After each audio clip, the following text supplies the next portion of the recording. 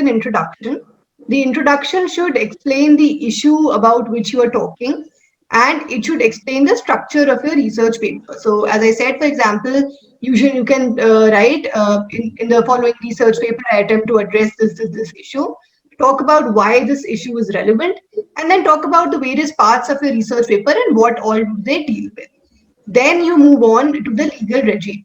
Then you explain the legal regime around that particular issue. You talk about the laws, maybe landmark decisions, and why and how has that issue come into being. So, for example, if you're talking about a law, if you're analyzing a law, then you talk about the various committees which were formed to bring that law into operation, the evolution of the law, were there any amendments made, what were, so basically an entire legislative history along with the landmark decisions and whatever has been happening.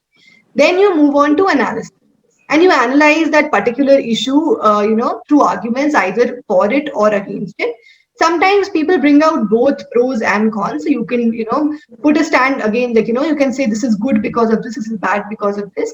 So you can do an argument. The third part would be the core of your research paper, and you would put across arguments. And you would also support these arguments through evidence. Once you are done with this, you move on to the conclusion, where you summarize your arguments and you say what is your position on the same. And if you are criticizing something, then you should also give suggestions and alternatives to that particular thing. If you say a particular law is not good, then you should say why, how this law can be made better and what is the alternative. So this is basically how you should approach a research paper.